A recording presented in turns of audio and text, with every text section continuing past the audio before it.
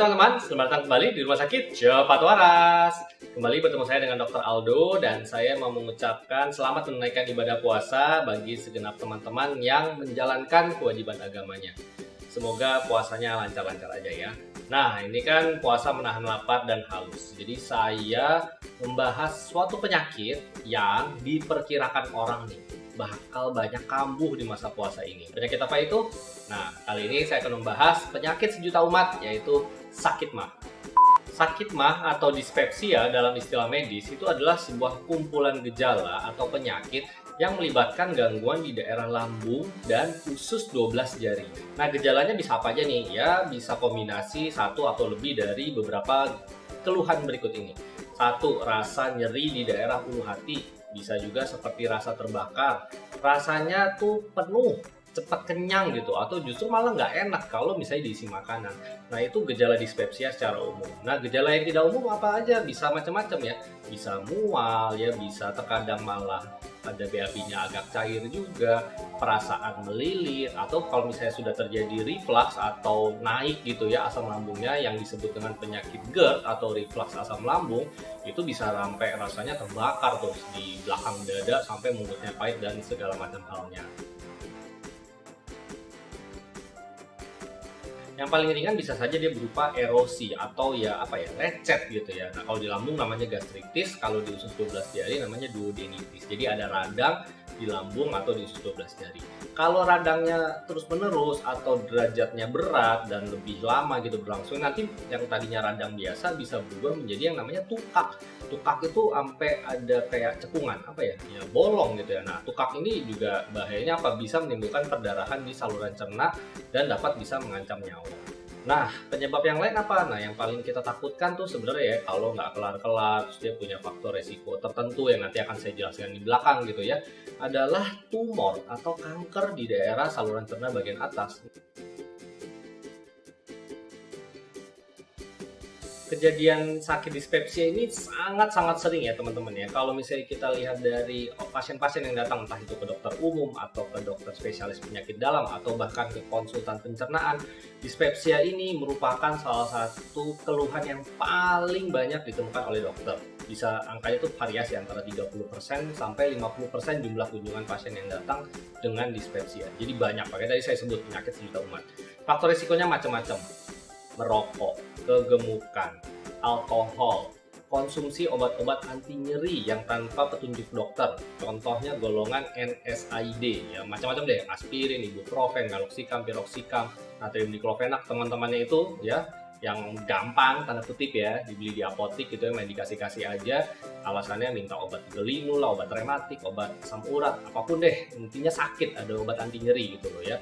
Terus obat yang golongan dari kortikosteroid, prednisone, methylprednisolone yang biasa kita kasih tuh khusus untuk pasien-pasien yang autoimun atau penyakit radang yang berat. Aduh, kenapa dibeli bebas dan banyak disalahgunakan sehingga banyak yang sakit lambung hanya karena mengkonsumsi obat-obat ini. Jadi sangat hati-hati sekali ya. Lalu faktor risiko yang lain adalah mereka yang sudah pernah di endoskopi di teropong saluran cerna terus ketahuan sakit lambungnya disebabkan oleh kuman yang namanya Helicobacter pylori. Nah, namanya lucu nih, pylori, karena memang dia tumbuhnya berkembang biak itu di bagian pylorus, bagian ujung lambung bawah tuh ya sebelum masuk ke usus 12 jari. Nah, ini mereka yang pernah terinfeksi oleh kuman ini berisiko untuk sakit lambung ke depan.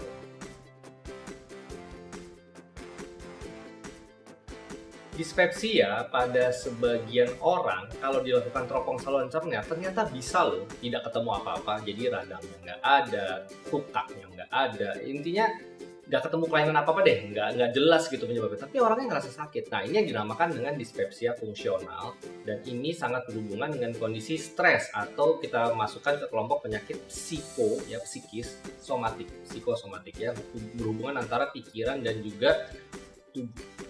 Nah, ini biasanya tuh orangnya entah memang pada dasarnya punya gangguan cemas atau mereka yang sudah mulai mengalami depresi atau stres berat karena suatu pencetus masalah. Nah, itu terjadi ketidakseimbangan dalam produksi asam lambungnya dan sistem saraf otonom ya, saraf yang di organ-organ dalam itu bisa menimbulkan keluhan seperti dispepsia. Nah, ini ya terkadang pasiennya tuh dari dokter ke dokter gitu ya, dikasih obat mah nggak sembuh tanpa dicari tahu apakah ada penyebab dari stresnya. Jadi teman-teman Saya sudah pernah ya buat tentang ciri-ciri orang yang mengalami sakit psikosomatik, mungkin bisa dilihat lagi videonya. Nah, salah satu contohnya ya dispepsia ini.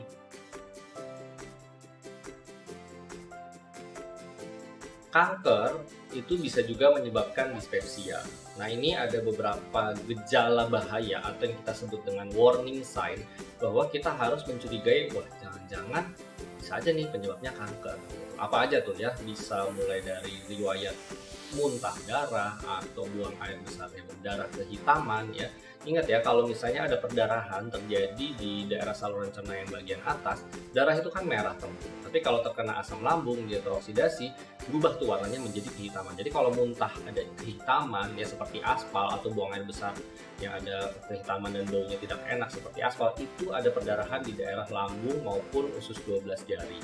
Nah, itu salah satu kecurigaan ya, atau kemungkinan apakah mengalami tumor atau kanker di daerah saluran cerna bagian atas, meskipun nggak selalu ya. Kemudian gejala yang lain apa? Dia muntah-muntah terus, nggak berhenti-berhenti, tidak bisa menelan ya, siapa tahu ternyata ada kejepit tuh sama tumornya, makanya makanan nggak bisa masuk, bisa aja. Kemudian penurunan berat badan yang nggak jelas, suka demam-demam, meriang-meriang, plus gejala dispepsia ini nggak hilang-hilang, terus juga nggak nafsu makan ya, berat badannya makin turun. Itu adalah sekian dari banyak tanda warning sign yang mengindikasikan seseorang nih harus cepat-cepat dilakukan teropong saluran cerna atas atau yang kita sebut dengan endoskopi, supaya ketahuan nih benar penyebabnya kanker atau bukan.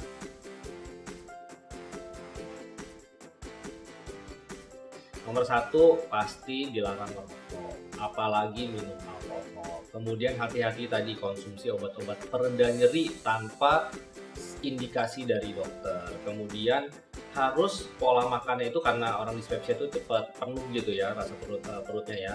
Pola makannya itu small ya, porsi kecil tapi frequent, tapi sering. Jadi kurang lebih itu pengosongan lambung sekitar 3 jam. Jadi setiap 3 jam itu ada diisi lagi makanannya, porsi kecil asal keisi, nanti 3 jam diisi lagi asal keisi. Itu pola makanan yang dianjurkan untuk mereka yang menderita sakit mah. Lalu makanan-makanan yang spicy, yang pedas ya, cabai, sambal gitu ya, karena mengandung capsaicin. Capsaicin itu yang membuat rasa pedas gitu ya, itu memang secara langsung mengiritasi lambung. Kemudian kopi juga sebaiknya dihindari kalau misalnya sudah sakit mah ya. Tapi buat mereka yang nggak punya sakit mah, kalau minum kopi hanya secangkir 2 cangkir sih tidak terlalu terbukti akan langsung menimbulkan sakit mah. Tapi bagi mereka yang sedang sakit atau belum lama sembuh, jangan langsung minum kopi, nanti bisa menjuruskan lagi. Begitu juga dengan teh. Teh itu soalnya ada kafeinnya, meskipun jumlah kafeinnya tidak sebanyak kopi juga. Susu ya, terus makanan yang berlemak, nah ini juga hati-hati ya. Jadi makanan yang berlemak itu akan membuat pengosongan lambung yang mestinya lebih cepat itu jadi lambat. Akibatnya makanannya numpuk, ketika diisi makanan yang berikutnya penuh banget itu rasanya begah gitu ya. Jadi bisa menimbulkan mual, rasa perutnya besar dan segala macam ya, dispepsia gitu ya. Kemudian kalau buah itu hati-hati, buah yang banyak mengandung asam sitrat atau juga vitamin C-nya sangat tinggi sekali gitu ya. Jeruk ya, terus jambu ya, itu kan tinggi sekali vitamin C. Termasuk di masa pandemi ini banyak orang mengkonsumsi vitamin C dosis tinggi karena ketakutan kena COVID gitu ya. Jadinya banyak yang sakit banyak. Nah, kalau sayur nih hati-hati, ada beberapa sayur yang banyak menimbulkan gas gitu ya. Contohnya apa? Brokoli, sayur nangka ya, kol gitu ya, sawi ya, itu sebaiknya juga dikurangi kadarnya atau dihindari kalau sedang menderita sakit mah. Nah, sisanya makanan-makanan yang lain sebenarnya itu sifatnya individual ya. Mau nggak mau mesti ngetes ya. Ada orang yang kalau punya sakit mah dia makan mie mahnya kambuh. Ya berarti dia nggak bisa makan mie.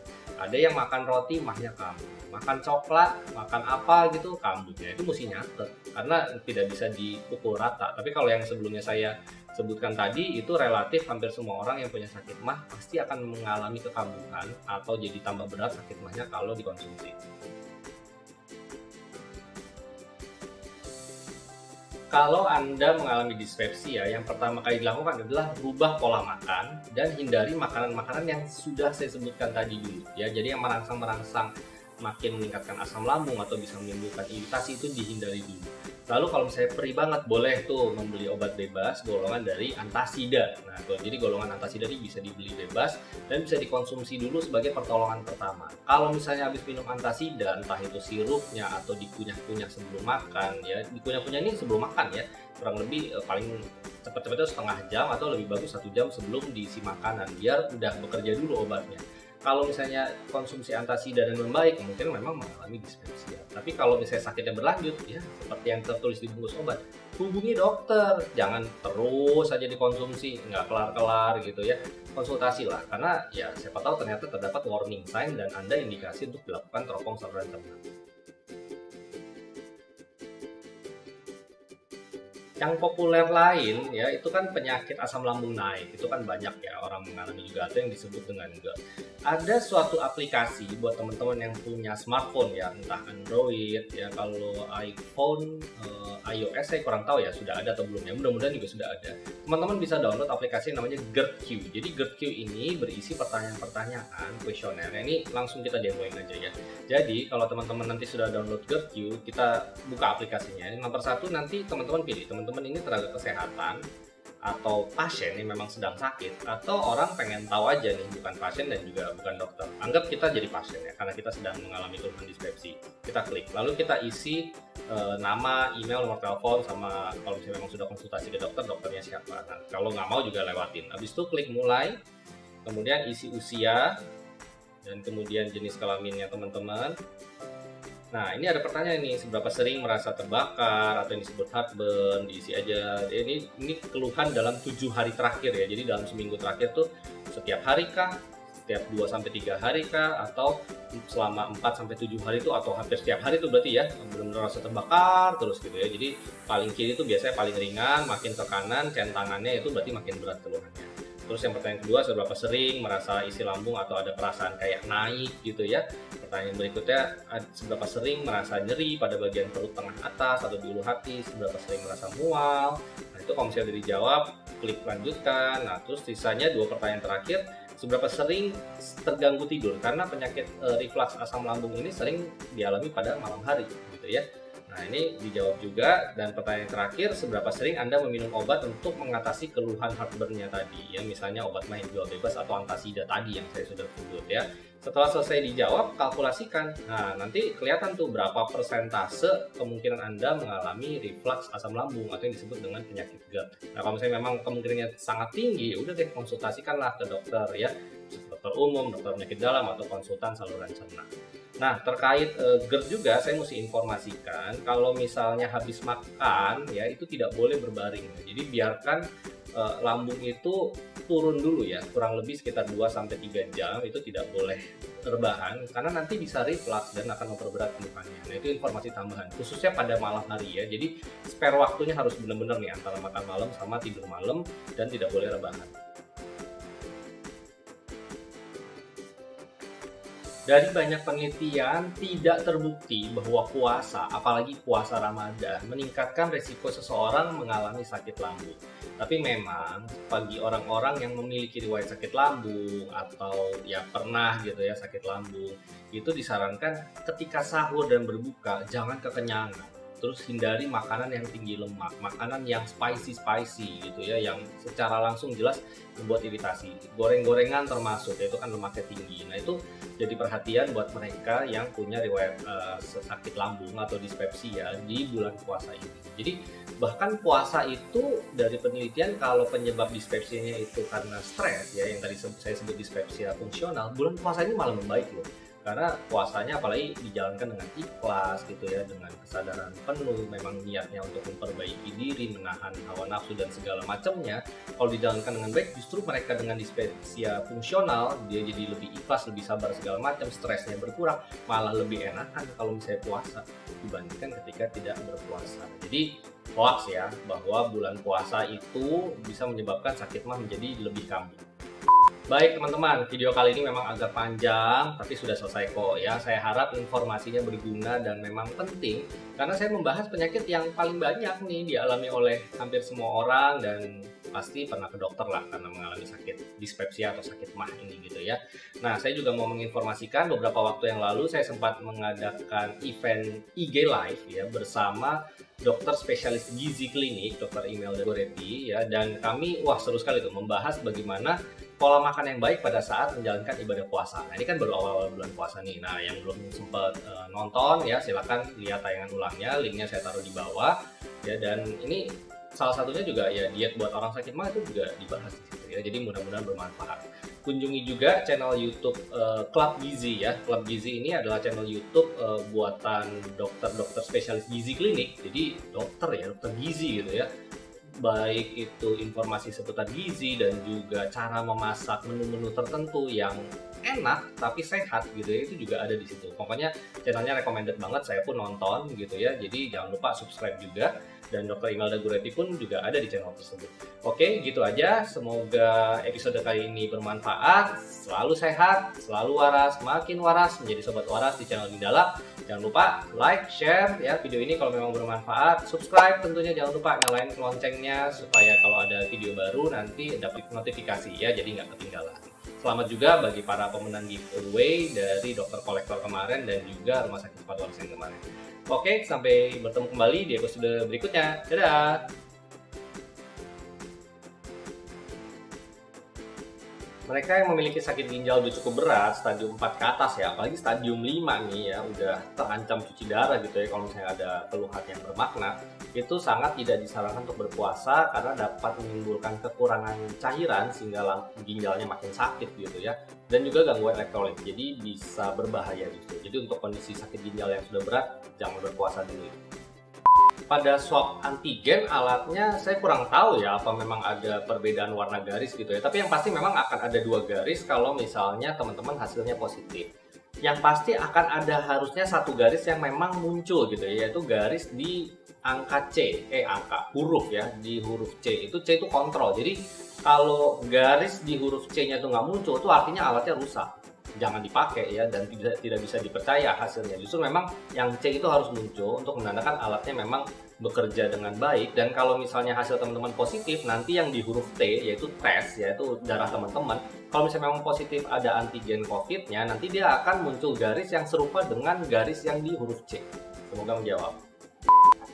Gejala long COVID itu bisa sampai cukup lama ya memang bertahannya ya, tapi ya itulah makanya tidak ada pengobatan yang betul-betul bisa menghilangkan dan mempercepat hilangnya gejala long COVID. Makanya utamanya jangan kena teman-teman ya. Dan terkait dengan gejala gangguan tidur apalagi sakit lambung, tadi saya baru bahas dispepsia fungsional ya, ini banyak terkait juga dengan gejala psikis atau kondisi stres bagi mereka yang penyintas COVID karena mungkin dikucilkan atau juga jadinya dipecat karena kelamaan isolasi segala macam. Jadi itu sangat berperan juga. Jadi memang ya intinya jangan kena COVID.